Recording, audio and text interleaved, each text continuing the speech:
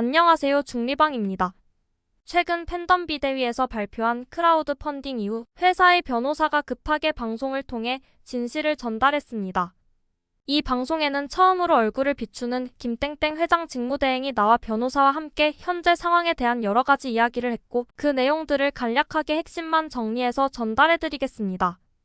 들어가기에 앞서 제가 앞서 올린 영상에서 말했던 내용들이 언급되었는데 변호사의 방송과 관련된 영상에선 변호사는 회장을 위한 것 같지 않고 즉 팬덤 비대위가 아닌 회사를 위한 것 같다고 언급해드렸으며 크라우드 펀딩에 대한 영상에선 이 펀딩은 원래 폼장과 트리플 같은 직급들에게 돈을 내라고 했던 건데 그게 잘 되지 않아 팬덤에게 넘긴 것이라는 카더라가 있다고 언급해드렸었습니다.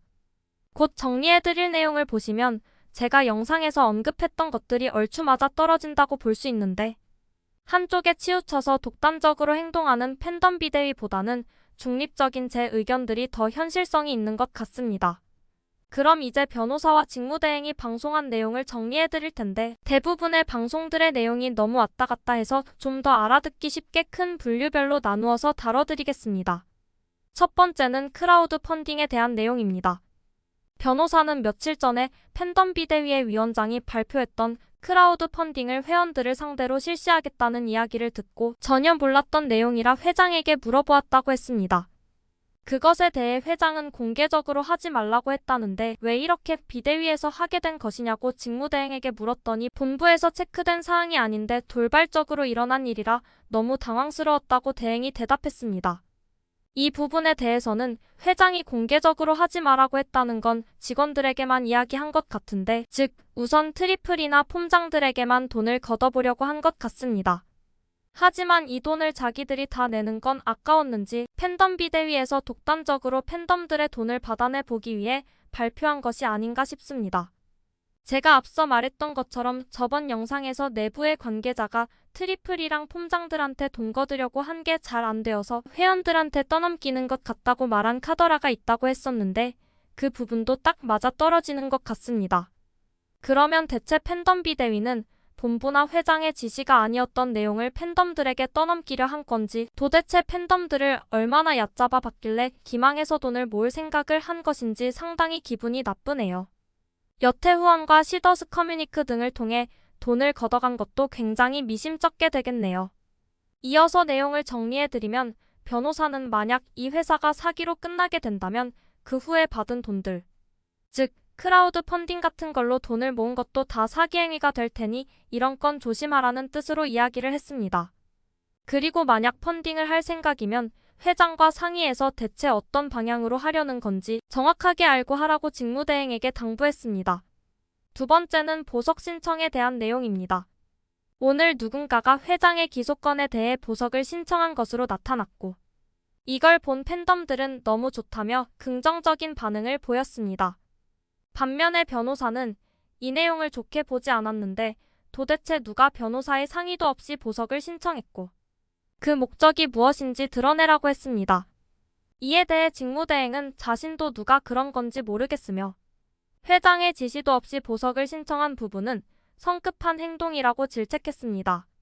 이어서 변호사는 보석을 신청하려면 충분한 사유가 있어야 하고 아직 판사가 임명이 안 되었는데 판사가 임명되어서 사건에 대해 파악할 시간을 주는 것이 우선이라고 했습니다.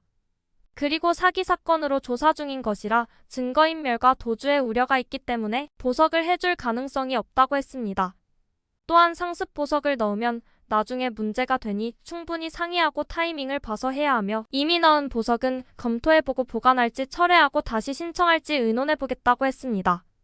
그리고 제발 급하게 움직이지 말고 심사숙고하여 절차를 거쳐 움직이라고 당부했습니다.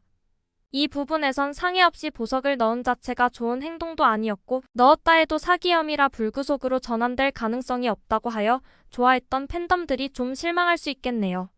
세 번째는 부천 비대위에 대한 내용입니다. 위에서 말한 크라우드 펀딩 발표건과 하필 거의 동일한 날짜에 보석이 신청되어서 이에 대해 팬덤 비대위의 독단적인 행동이었으며 그렇게 해선 안 된다고 비난했습니다.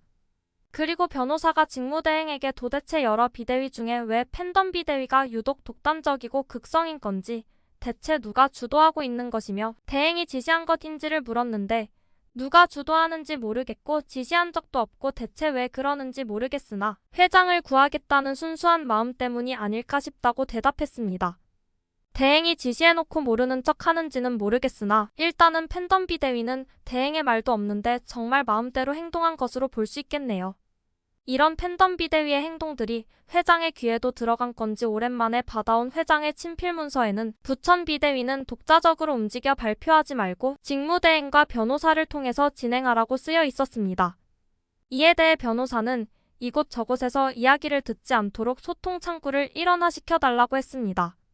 즉, 자신의 유튜브 방송으로 모든 상황을 듣거나 직무대행이 확실하게 통솔하길 원하는 것 같습니다. 직무대행은 회장과 함께 모든 비대위를 인정하나 서로 공격하는 행위는 멈추고 서로 존중해 달라고 했습니다. 그리고 과거의 내용으로 싸우거나 모함하지 말고 서로 뭉치면 좋겠다고 부탁했습니다. 아마 팬덤 비대위와 매우 적대적인 합동의 관계자들을 감싸주는 것 같고 전에 변호사도 박땡땡 수석 단장을 옹호한 적이 있는 것으로 보아 회사는 모두 하나로 뭉치길 원하고 있음을 알 수 있습니다. 본사와 변호사가 싸우지 말자고 하는데 왜 유독 팬덤 비대위만 누군가를 욕하게 만들고 그러는 건지 과연 피해자를 위한 집단이 맞는 건지 애매하네요. 네 번째는 회사의 사기 사건 조사에 대한 평소 방송에서 했던 똑같은 내용을 이야기했는데 이 부분은 너무 반복이라 짧게 하고 넘어가겠습니다. 회사가 사기면 다 피해자라고 그럴 텐데 안 그러고 있으며 회사도 자산에 투자해 놓은 게 많다. 그리고 갑자기 회원들이 PD 수첩 방송 이후에 한꺼번에 돈을 다 돌려달라 하면 당연히 파산하고 회사에서 돈을 돌려준다는 내용도 없지 않느냐고 했습니다. 이 돌려준다는 내용이 없지 않느냐는 부분에 대해서 직무대행은 약간 당황하는 듯 하면서 아무 말도 안 했습니다. 그리고 사기에 대한 조사가 아직도 정리가 안 되었고 사기에 대한 기소가 안 되었다는 것도 좋은 징조라는 것처럼 이야기했습니다. 그러니 이러한 문제되는 것들만 수정해서 회사가 안정적으로 운영할 수 있게 하면 될 것 같다고 했습니다. 다섯 번째는 소송한 사람들에 대한 이야기를 했습니다. 지금 여기저기서 채권 추심해서 돈을 받아가라는 말이 있고 전국에서 수십만 건의 소송이 발생하고 있다고 했는데 여기서 채권 추심이란 돈을 빌려준 사람을 대신해서 돈을 받아내는 행위를 말합니다. 즉, 소송에서 변호사들이 돈을 대신 받아주는 것을 말합니다. 이런 소송한 사람들이 가압류나 가처분해서 먼저 돈을 받아가면 그 뒤에 있는 사람들은 남은 돈에서 조금씩 나눠 가지는 일이 발생할 염려가 있어 채권자들의 평등을 위해 회생을 신청하고 포괄적 금지 명령을 통해서 소송한 사람들이 강제 집행하는 상황을 막아야겠다고 했습니다. 여기서 포괄적 금지 명령이란 파산이나 회생을 신청하는 채무자를 위해 절차를 밟는 동안 재산을 보호하여 가압류나 가처분 등을 통한 강제 집행, 채권 추심 행위에 대해서 법적으로 금지시키는 것을 말합니다. 즉, 먼저 소송을 건 사람들이 돈을 받아가지 못하도록 몇 개월 정도 막아둘 수 있겠네요. 변호사는 이러한 대책이 있어서 돈 내고 변호사 들여서 고소해도 결국 모두 n분의 1로 나누어 가질 것이니 민사소송을 하든 상관없다고 자신 있게 말했습니다. 그런데 저번에는 사회행위라서 안 된다고 했는데 이번엔 강제 집행이 될 가능성이 있다고 보는 것 같네요. 그리고 고소를 하게 되면 결국 그 대상들은 모집책일 텐데 그럼 서로서로 소개자들 상대로 고소하게 되면서 물고 물리는 고소가 될 것이라고 하며 고소하지 말라 해도 다들 알아서 하는 거니까 마음대로 하라고 했습니다. 이 부분을 들어보니 역시 제 영상에서 다뤘던 것처럼 그나마 가장 빠르게 돈을 받아갈 수 있는 사람들은 고소를 진행한 회원들이 될 수 있겠다는 가능성이 보입니다. 포괄적 금지 명령을 하더라도 회생 절차를 진행하는 동안에 몇 개월만 막아주는 것 같은데 재판이 그 안에 끝날 것 같지는 않아 결국 끝까지 강제 집행을 막지는 못할 것 같다고 추측해 봅니다. 마지막으로는 회장 직무대행이 당부드릴 것이 있다며 몇 가지를 이야기했습니다. 회사가 지금 법적 문제에서 빠져나오려면 시간이 오래 걸릴 것이며 힘들어하는 회원들을 위해 빨리 처리해주고 싶지만 급하게 하면 더 탈이 날 수도 있으니 기다려달라고 부탁했습니다. 그리고 폼장과 본부장은 자리를 지켜주면서 팬덤들의 연락을 받고 상담도 해주도록 해달라고 이야기하며 앞으로 어떻게 될지는 모르겠지만 기적을 바라며 최선을 다할 테니 희망의 끈을 놓지 말라며 이야기를 마쳤습니다.